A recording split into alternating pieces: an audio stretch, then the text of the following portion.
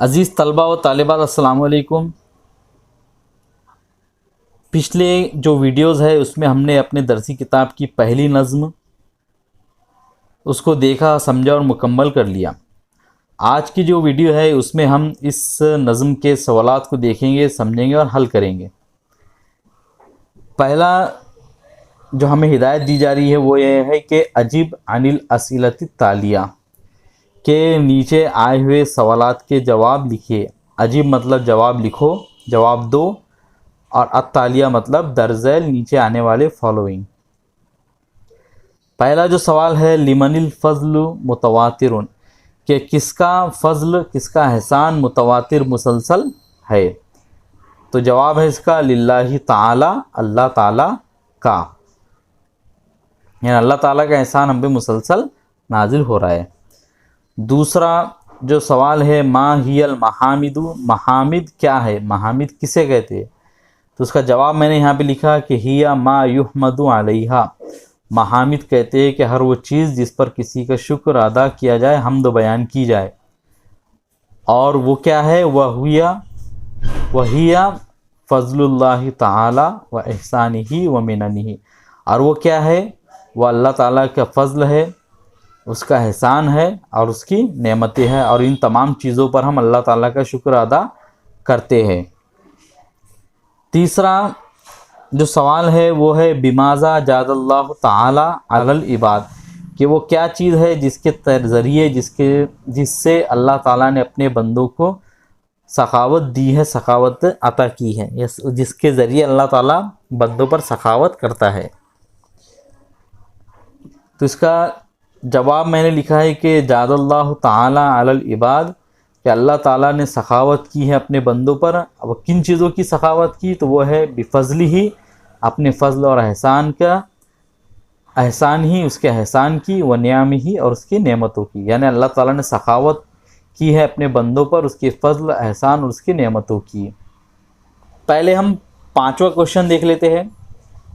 پانچواں جو کوشچن ہے وہ ہے احفظ خمسۃ ابیات من ھذا الحمد، یہ ایک عملی کام ہے جس میں آپ کو بتایا جا رہا ہے کہ احفظ یاد کرو خمسۃ ابیات، 5 اشعار، من ھذا الحمد اس نظم کے، یعنی آپ کو اس حمد کے 5 اشعار کو یاد کرنا ہے۔ یہ ایک عملی کام ہے جسے آپ کو کرنا ہے۔ چوتھا جو سوال ہے وہ ہے اکتب فحوی ھذا الحمد، اکتب مطلب لکھو، فحوی مطلب خلاصہ، ھذا الحمد مطلب اس حمد کا خلاصہ لکھو۔ اب ہم کو کیا کرنا ہے؟ اس حمد میں جو باتیں بیان کی گئی ہے تو اسے مختصر انداز میں لکھنا ہے۔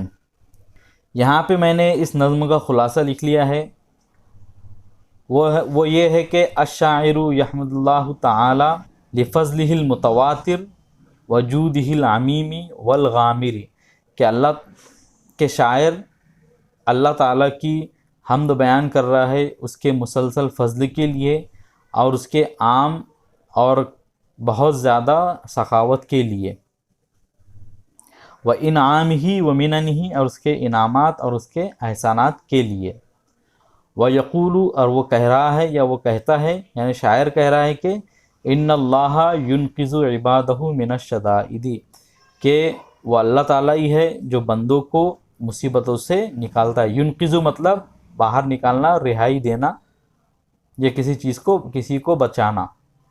وَيُفْرِغُ عَلَيْهِمْ نِعَمَهُ، یفرغ مطلب کسی پر بہانا، وہ اللہ تعالیٰ ہی ہے جو ان پر اپنے نعمتوں کو برساتا ہے، نعمتوں کو پانی کی طرح بہاتا ہے۔ وَيَغْفِرُ لَهُمْ ذُنُوبَهُمْ اور وہ معاف کرتا ہے ان کے لیے ان کے گناہوں کو، یعنی بندوں کے گناہوں کو اللہ تعالیٰ معاف کر دیتا ہے۔ وَمِنْ احسانہ اور اس کے احسانوں میں سے ایک چیز یہ بھی ہے کہ انہ ارسل الینا رسولہ، کہ اس نے ہمارے پاس بھیجا اس کا ایک رسول، جس کی تعلیمات اب بھی ہمارے درمیان موجود ہے، ہم اس کی تعلیمات کے ذریعے ہدایت پا رہے ہیں۔ تو یہ مختصراً میں نے اس نظم کا یا اس حمد کا خلاصہ آپ کے لیے لکھ لیا ہے، آپ اسے نوٹ کر لیں۔ اب یہاں پہ ہم تمرین کے جو سوال ہے وہ دیکھیں گے۔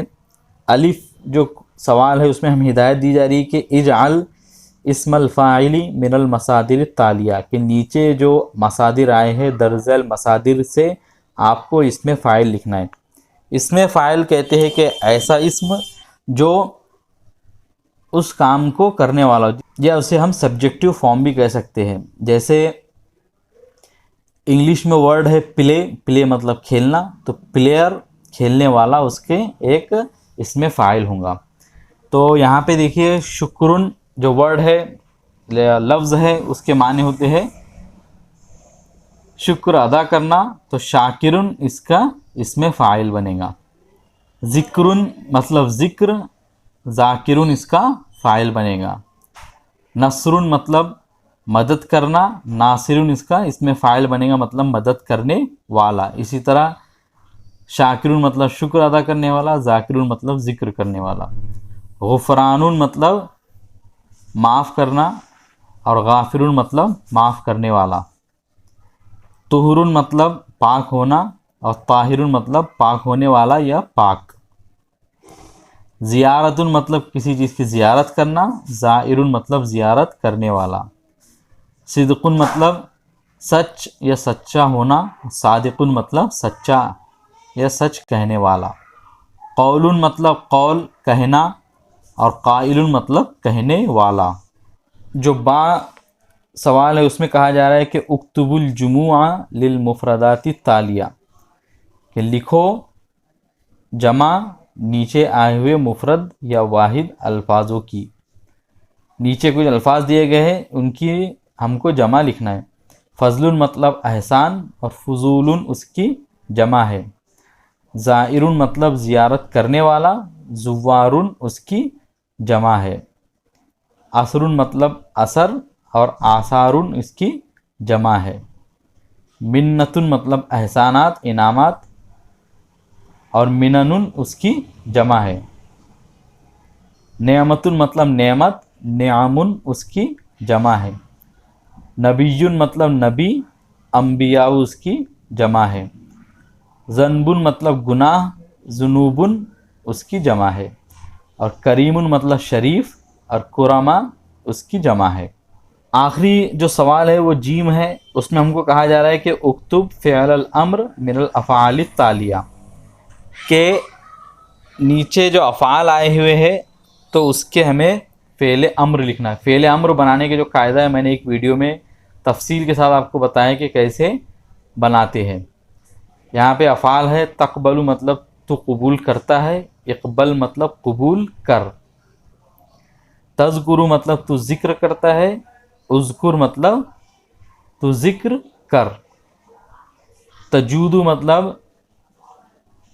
تو سخاوت کرتا ہے، جود مطلب تو سخاوت کر، تنصر مطلب تو مدد کرتا ہے، انصر مطلب تو مدد کر، تشکر مطلب تو شکر ادا کرتا ہے، اشکر مطلب تو شکر ادا کر، اور تغفر مطلب تو معاف کرتا ہے، تو اغفر مطلب تو معاف کر۔